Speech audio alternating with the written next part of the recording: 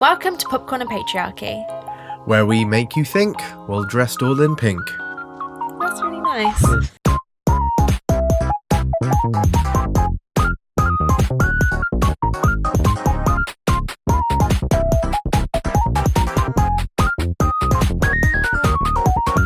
This episode is going to be a little bit different, and before we get into today's episode, a quick note that this one contains discussions of violence against women, sexual violence and murder. Please take care of yourself when listening. I'm Esme, Michaela, an actor, producer and founder of Evolve Productions. And I'm Joe Coates, an actor and creator. This is a bonus standalone episode because something has happened in the industry that we felt we couldn't not talk about it, and it would be remiss of us to stay quiet.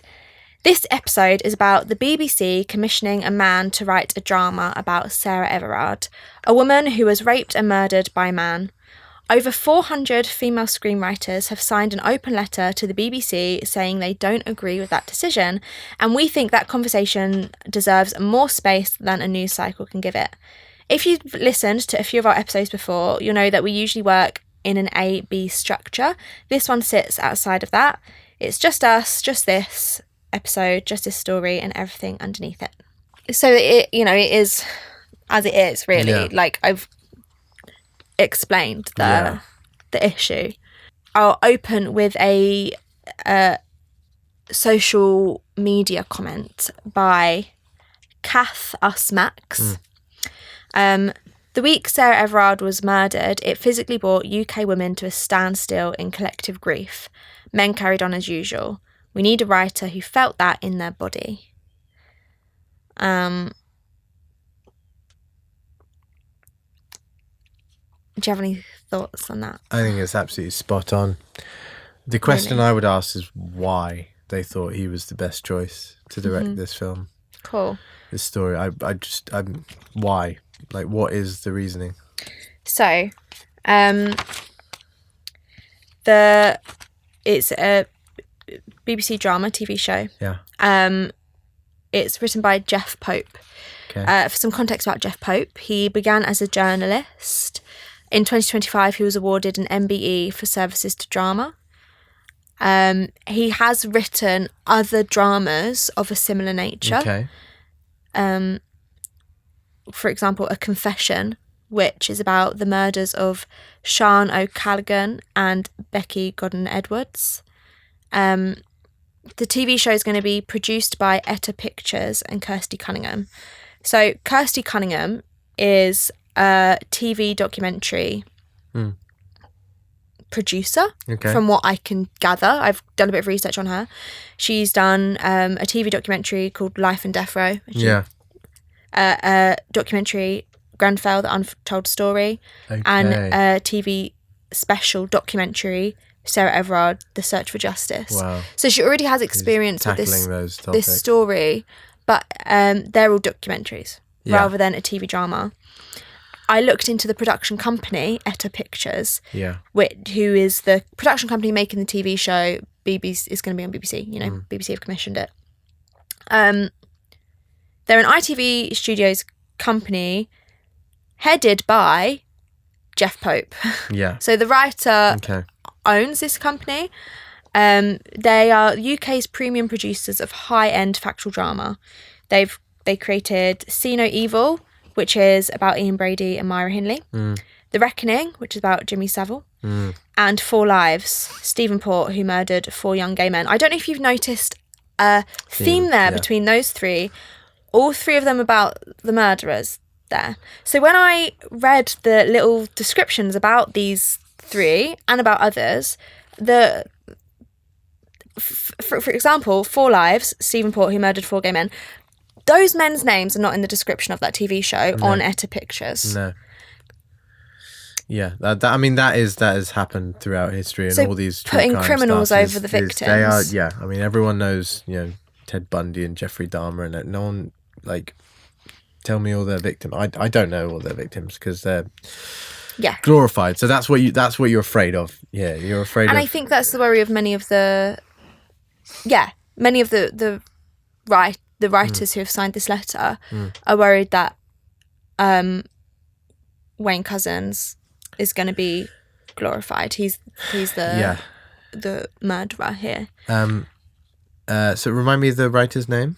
Jeff Pope. Jeff Pope, yeah. So I haven't. Have you seen any of that stuff? I haven't seen any of the stuff that he's created. So I'm sure he's a very competent writer and creator. I would really like to hear him say why he took up this role. And obviously from the track record, he is interested in doing hard hitting,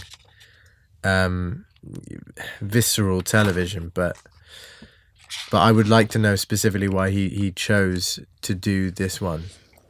Because I do have somewhere I've written in my notes. Sorry, I've got a lot of notes. I was wondering if he said anything about it. I've quoted the BBC's response. This is all I could find. The BBC responded to the letter. We take the responsibility and trust included in making factual drama extremely seriously. ... Supporting women writers and the next generation of writing talent is something we care about deeply. Bricks posted on Instagram, this is at Bricks_magazine. If the BBC is so passionate about supporting women writers, why didn't it commission one? Yeah, can't say better than that. But does that then beg the question of, can women only write women's stories and men only write men's stories? Yeah. Well, obviously the answer to that is no. No, you don't have to write the stories that you are invested in, that you have lived experience in, but it helps. So it does help. That if the BBC think, so this is the other side of the argument, is the BBC think he is the best person to write, will be the best quality we can get this project with him at the helm. And my thought is it? But again, I don't know. I haven't watched Jeff Pope's. They say in the letter, we don't know the conversations that have happened between the BBC, Jeff Pope, and Sarah Everard's family. Yeah. I mean, that the family is another point. Maybe they wanted Jeff Pope. I don't know. Has that come out at all? No, there hasn't been. I couldn't find anything about that. I wouldn't have thought they would speak out. But yeah, if he's in contact with them, perhaps they gave him his blessing. I mean, we've just been talking about The Colour Purple, which has a lot of the very similar topics in it. These are the hardest hitting topics you will ever create, and especially a documentary is one thing, a drama is another. You are recreating this. The onus for entertainment is on you, entertainment and awakening and all that, and it you have to be so careful. Like, this will be the most charged project you will ever do. You have to think about every single infinitesimal detail of it, and if they think he's the right person for it, I'm not so sure, but I don't know who said. It's about who said he was the right person for it. If it's just the BBC, then I can completely understand the gripes. But so the BBC have a charter called the BBC's Charter, which is about certain. I didn't do as much research into the BBC Charter, so I don't know as much about this, but about certain kind of, not tick boxes, but like quotas they need to meet. Right. Of female screenwriters, queer screenwriters. Well, and they've already filled their quota, haven't they? Well, so women write on average 28% of all UK TV episodes, and it drops to 14% for prime time slots. But this is a quote from Olivia Reed, which is the WGGB president. Female written films are more successful and more popular than average. So I don't have the statistics to back that up, but it's like, if female written films are more popular, then why aren't the statistics of the writers in the industry backing that up? I know. I mean, I think people are bored of seeing the male point of view. Like we've had that forever, basically. So yeah, it makes sense that that's more popular. I can read you some quotes from the letter. Go for it. So this is... a bit of water. So this is a letter signed by... an open letter signed by 400 female screenwriters to the BBC. I've got 4 different quotes here. Sarah Everard was killed because she was a woman. The case did not simply expose the actions of one individual. It cracked open a national conversation about systemic misogyny, about the safety of women in public spaces, about institutional failure and the silencing of women within structures meant to protect them. It is this dimension of the drama, the exploration of structural misogyny, that makes writer selection so important, and where we believe the BBC risks falling into the very patterns the drama sets out to examine. We are not saying men cannot write about women's experiences, but we are saying that in a case this specific, this raw, and this rooted in the dynamics of power and gender, the question of who tells the story is inseparable from the story itself. To commission a male writer is not a neutral creative decision. The particular awareness that comes from... from Mary? It looks like I've said Mary. Carrie? What's it called when you fake a quote? When you put the square brackets? Paraphrase. Yeah, I'll paraphrase this bit. The particular awareness that comes from something through the world as a woman, so carrying yourself through the world as a woman, the calculations made, the fears managed, the mindsets absorbed and rarely reported, cannot be fully accessed by someone who has never had to live it, however gifted, however diligent in their research. Do you no right or wrong answer to this? Like, do you... Obviously, Sarah Everard was raped and murdered in lockdown. So it was, I think one of the reasons why there was much more thought and time about it is because everyone had the time. You know, we were all sitting at home, not doing as much. So there was more time to have that, like, sympathy and feeling. There's a time where everyone was already Do you remember it? Yeah, yeah, I do, very clearly. Yeah, it was it was awful to hear. Awful. I mean, it would have been more awful to hear as a woman, because you are. It was already a time where people were fearing for a lot of reasons, and then, like, just as we're about to start being let to go outside again, something like that happens, and it's like, well, can we go outside? This is as much of a problem as a killer virus. Like, this is people going outside has resulted in this now. Like, is nothing, and is no woman safe to walk around anymore. It was pretty seismic. Yeah, I remember talking with a friend at the time who is a cis gay man who is straight presenting. Like, if he's got a puffer jacket on and, like, walking, you wouldn't think that's he's... Yeah. And we spoke a lot about privilege. Yeah. And he was saying, like, I hadn't really thought about before. He was like, because I'm gay and I am aware that I am not privileged in, like, if I'm with my boyfriend holding his hand, you know, I've been, like, spat on, or I've been, you know, abused for that. He was like, but I, you know, hadn't really thought about that. If I don't do that and I'm walking down the street, I suddenly get that privilege back. Yeah. And then we were just talking about little things that, like, are so intrinsic to my life, like getting in the car and locking the door. I do that because when I first started driving, 3 people at different times tried to get into my car when I would just be at the lights by the train station in my house. That happened 3 times. it hasn't actually happened since in any of my classes, but now I lock the door all the time. And like just so many conversations kind of like where people were taking stock of their privilege. Yeah. And obviously for this conversation mainly around misogyny, but I think it's important to think about the different privileges we have in all areas of life. Yeah. For example, I'm white and straight passing. You know, so I have more privilege than someone who is still a woman but isn't white or isn't straight passing. Yeah.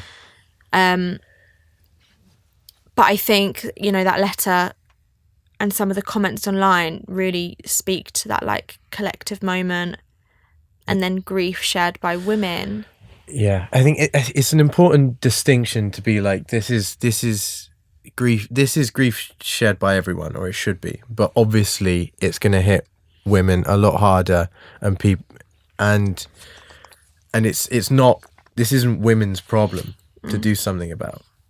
It's men's. This is something that it is an absolute tragedy that it happened, and it's not women's problem to sort out. Just in the same way that racism that's still happening today is not people of colour's problem to sort out. It's the people that are doing it have to take the onus of that. And I think that was the first time that I really saw that kind of be spoken about in such a mass way, of like, the, you know, if men are attacking women, men are the problem there. And like men can use their privilege to, you know, call out the boys. To step absolutely. in. I think I just in my general life, I think I'm a bit pessimistic about that because of the experience I've had with my male friends of not calling out the lads who are abusing women, chucking drinks over women, groping women, like groping me. I think I feel pretty pessimistic about that there being a group of men who do that, but the men that I've met more recently, like our friends, I don't see that behaviour there, which makes me feel like, oh, you know, there are men who would have been part of that collective grief. And then does that beg the question, like, can a man write this story? Yeah, I mean, like we said before, like, you don't have to write about what your previous experience is, but it really does help. It does help. It's like we were talking about The Colour Purple. The first film was directed by Steven Spielberg, and he himself was like, I don't think I'm the right person to write this story. But then the writer of the book, The Colour Purple, said, well, did you have to be from Mars to write E.T.? And that's the other side of the argument. But I think with something like that statement said, that all those people signed, is something like this, which is so intrinsically about the absolute, like, the worst of this issue. Surely, like, things are written by lots of people nowadays anyway, but they've chosen to make the face of this writing Jeff Pope, right? So why not just pitch it as a team, as a collaborator? I don't like, he of course, if he has the writing prowess, then of course he can be involved, but why make him the face of it? Why make him the one telling the story? It just confuses me. Your sender, Max Stone Graham at The Telegraph, wrote an article in response to the letter titled, "The BBC's new Sarah Everard drama will be written by a man. Good." And within the tagline, there's empathy. We need more of it, not less. She says, a man can empathise with a woman's story and a woman with a man's, and both sexes, using all their depths and imagination and width of experience, can bring fresh insights and perspectives. But then she does also say in that article, hell hath no fury, like 400 female screenwriters snubbed in favour of a man for the job. And I feel like that's missing the point of it. I think especially because in the letter they do say that they understand that this decision cannot be changed, but this is something that they've wanted to bring up with the BBC for a while, as they have with other institutions, about female screenwriters not, being proportionately not given jobs. And they felt like this was a perfect way in, because this is such a, if you are going to give anyone a job, if you're going to give a female screenwriter a job, surely it'd be something about this. I hope there are female screenwriters involved. I would be, maybe I wouldn't be surprised, but if it was just Jeff Pope doing it by himself, then I understand that would be a problem. But it was like, it's just strange that they've made him the writer of this piece. But it's a systemic issue. Female screenwriters not getting the jobs, like the stats back it up. But yeah, that article made me feel a little bit like the point was missed. Yes. A little bit. Yeah. I also had the question of, would, are dramas like this even beneficial? Like, if we are dramatising pain and suffering and misogyny, if we are, in some cases, romanticising serial killers, murderers, rapists, abusers, are dramas like this beneficial anyway?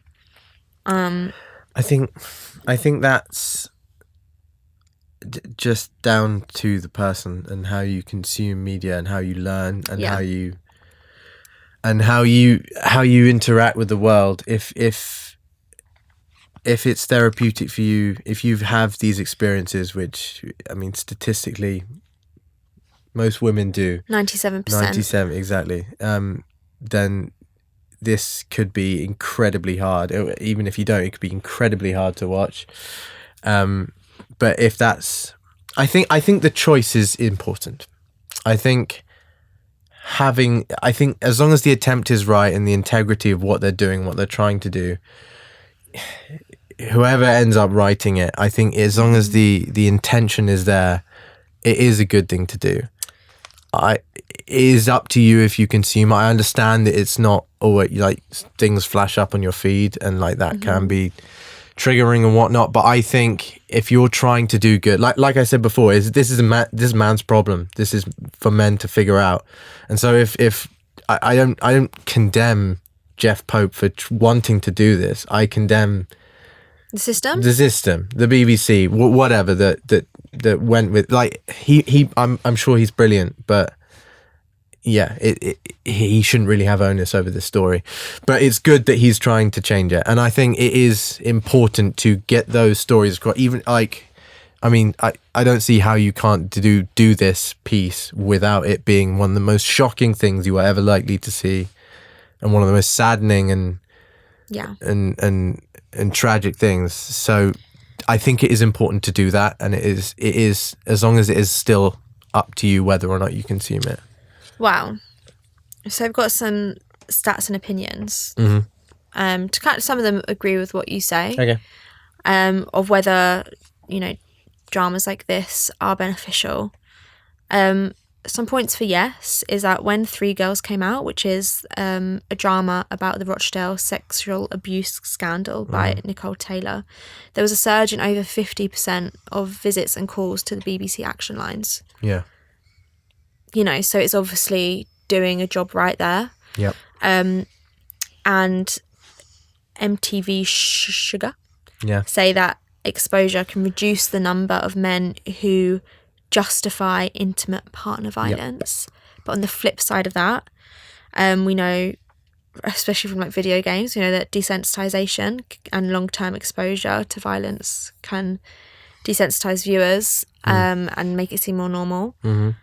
And then we've got the attraction problem, which we have with the Ted Bundy, Zac Efron show, with attractive predators and perpetrators unintentionally normalise abuse. That's actually called hybristophilia. Wow. Yeah. There's a word for everything. Wow. Okay. Yeah. I mean, I do get it.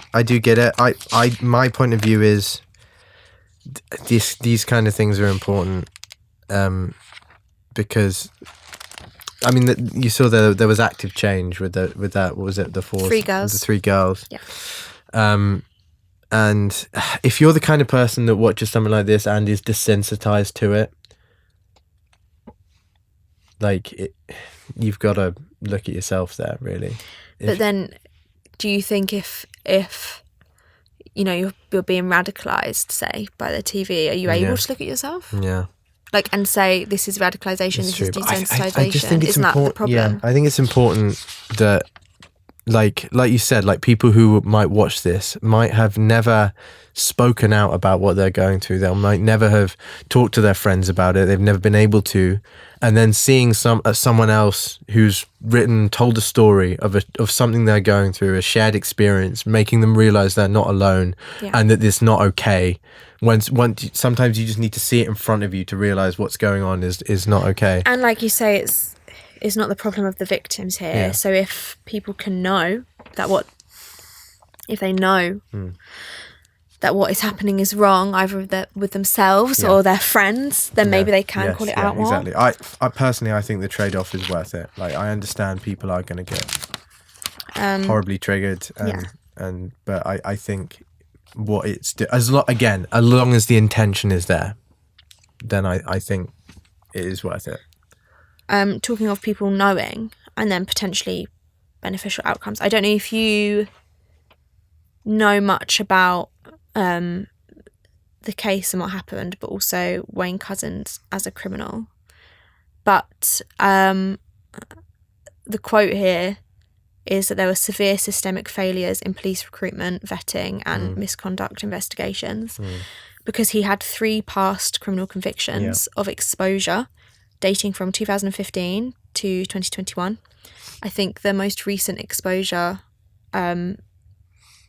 conviction was 2 weeks before he murdered Sarah Everard. He had a failed application to become a regular police officer in Kent, but was able to remain as special constable.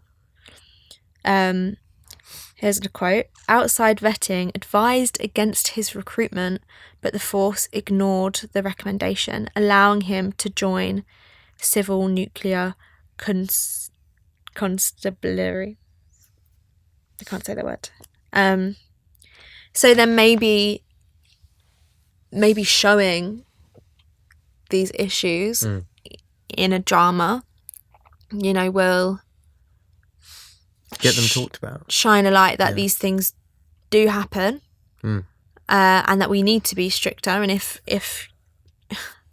this is an issue that is still resonating, but not as much as it probably should. Like the way that societally these things get swept under the rug by something else. That's how it happens. Like, we should still be as outraged as we were on the week that it happens. And I think it is important to keep up that illumination on the core problems that led to it. And don't give in, which is why I think projects like this are a good idea. Again, who does them is a different question. I think while we're talking about the police failures there, we can't not talk about so there's an article that I found from the University of Portsmouth, Missing White Women, Why Racial Bias Dominates Coverage of Missing Person Cases. I don't think we can't talk about the fact that there is still so many public missing person cases for white women over non-white women in the UK. I don't know if you knew that. No, I didn't. So it was something that I'd seen. I saw someone make a post about it or something, and read a bit about it while the Sarah Everard case was prevalent, because it was saying the article was saying, you know, it's tragic, but this is also happening to other women that aren't spoken about as much. In 2019 to 2020, over 150,000 people were reported to police as missing in England and Wales. So that's in a year, 150,000. Black people only make up 3% of the population, but 14% of missing persons cases. Yet they only received 22% of public appeals, and white people received 61% of public appeals. Wow. So again, there, I don't know if that's a police failure or a media failure, or like both. You were saying, society failure of the fact that we even need dramas to remind us how important this stuff is. Like, it should be that we're all still enraged and doing the work. We should be. I mean, we should be, but people get self-involved, and like, people have problems in their lives. They lose track of how terrible the world is, and like, it's hard to blame them sometimes. People get in their own worlds, and sometimes you need a piece of art to get you out of that. That's what art is for. Yeah. That is the point, is to inform you, make you feel, and reconnect you with other people and the world and what's going on, the bigger picture, all that. So yeah, I those problems in terms of the stats you just read about the minorities and how that it is, like, that the Sarah Everard case is truly awful and tragic, and it is not the only one. And like, without trivializing one specific case, light should be shone on the rest, kind of thing. Yeah. Like, there is a balance. But yeah, it's tricky. For our listeners that don't know as much about the Sarah Everard case, maybe this will be cut to the beginning of the episode. Sarah Everard was raped and murdered by Wayne Couzens in 2020. He used his badge as a police officer to get her into his car, arrested her. I don't know what point is arresting, I guess so. Kept her there before raping and murdering her, and then burning her body. It was a big collective moment of shock and grief across the UK, and in my opinion, more worldwide than that. I've got friends all over the world who I studied with, and they were all having conversations about it, whether it was a not all men conversation, or whether it was about misogyny, or whether it was about this exact case. She was walking. One of the scary things of the case were, it was lockdown, and walking was suggested as the only activity you could do outside of the house. There was a tweet that asked women what they do to stay safe. For example, faking phone calls,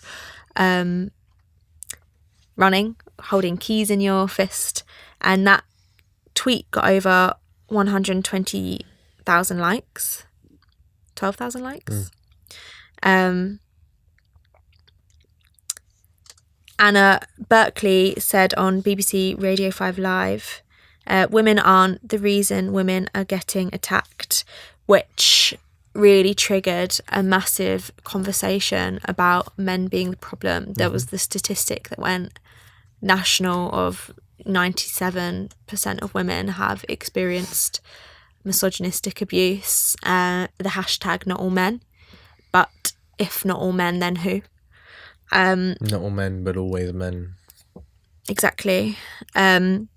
Reclaim the Streets was, I think, founded at the time, or it became more prevalent at the time.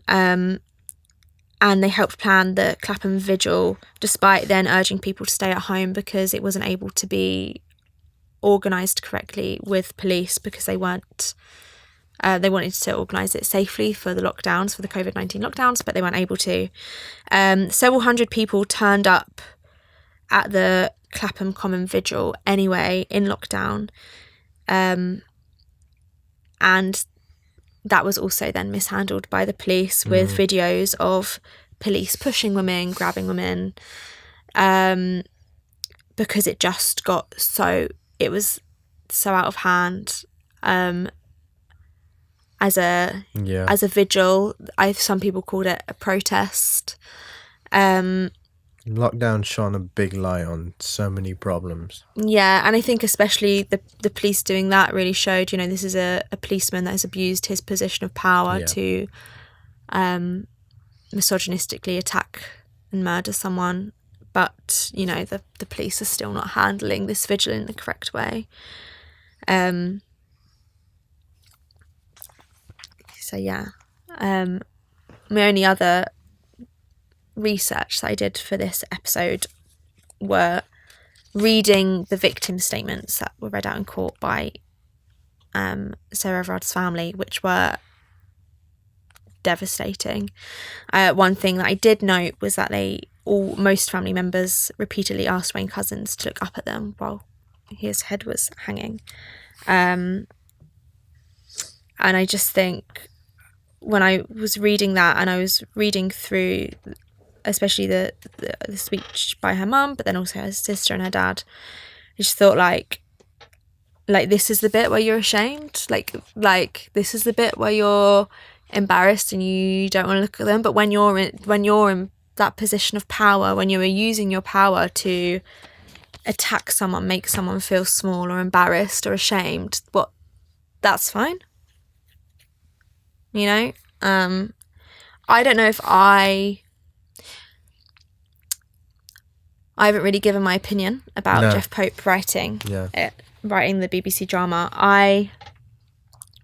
I think that it would be amazing if the job could have been given to a woman. Yeah. I think that female people within the industry flat are not given the same chances to climb the ladder, to become successful, to, you know, get those big jobs, and those roles are still disproportionately given to men. The statistics back that up. That's not an opinion, that is just fact.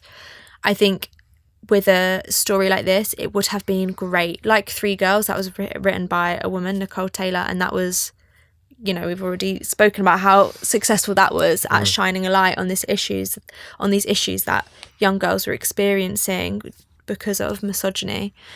And it would be great if this story could have been given to a woman, to someone who, you know, felt it in their body, has done since.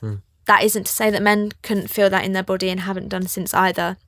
I also don't think that it should be as black and white as, you know, women should write female issues, men should write male issues. I would like to think that there were, you know, long, deep, meaningful, nuanced conversations between the BBC, Jeff Pope with Etta Pictures, and Sarah Everard's family. Because I think at the end of the day, as long as Sarah Everard's family are comfortable with the portrayal of this story and of their daughter, whose, you know, whole future and dreams and ambitions were taken away by this piece of shit of a man, if they're happy with it, then I think that's the main thing. As we know, there have been some dramatized stories where the people involved didn't give their permission. So as long as they've given their permission and they feel like this is going to be beneficial to, I don't know, lessening misogyny as a whole. I don't know if that's too ambitious, but to shine a light on what had happened and not put Wayne Couzens in a spotlight or gloried or romanticized. I think if that happens, it will shine a lot more on whoever's responsible for that and who's written that. But I think you're absolutely spot on in that it's up to Sarah Everard's family, and you hope that they are in control, and if they've made this decision, then respect it. But until that comes out and exactly how he got the job, I think people will ask the question, and rightly so. So I hope he does a great job if he is certified in it, and just give it the respect. I'm not sure when it's coming out. I'm not sure. I didn't look into that. We hope that this episode can, you know, open up a conversation for you as our audience, and also to know the things that are going on in the industry. We've come to our conclusion there. I didn't have a conclusion going into the episode, but we've come to that there. I just wanted to do the research and come with both sides so you can all make your own opinion. But I think it's good to be realistic about who the industry is, what voices they favour, whose they don't. And just know that going into the industry, because if the industry is ever going to change, it's got to be the people actively working inside it. Because otherwise it won't. No one else is going to do it for us. If you do extra research about this, just, be safe with yourself. I know it's a very difficult topic. I find it difficult. After my research, I was going out that evening and I was like, I don't like going out on my own anyway because of misogyny and my own active case at the moment that I've got open about stuff which I'm not allowed to talk about yet. And I don't like going outside on my own. I get really scared. And I was like, okay, now I've read all this, I've done all this research, now I've got to go out again. And that was really difficult. Please feel free to chat to us on Patreon. That is a wrap on this episode of Popcorn and Patriarchy. Thank you so much for being part of this conversation. At Evolve Productions, we believe that change only happens if we make it happen. And that starts with talking about the things that matter, even when they're uncomfortable. So genuinely, thank you for being here. If this episode has brought up thoughts or feelings you want to keep talking about, we have a free tier on Patreon where you can join the post-episode gossip and chat with us and with each other. You can also leave a comment wherever you're listening or drop us a DM or email through the Evolve Productions or Popcorn and Patriarchy socials. On screen now, we will have some helplines where you can talk about things about the industry that make you stressed or upset, or things about misogyny that make you stressed or upset. This has been an Evolve Productions podcast. We turned around this episode on a pretty tight turnaround, so an enormous thank you to everyone who made it happen. Middlesex, our university partner, our student placements, our Patreon supporters, Danny Shields for the music, Bashful Cat for the artwork, Joe. This is and always will be a truly collective effort. So until next time, stay curious, stay critical and stay creative, and we will see you in the next episode.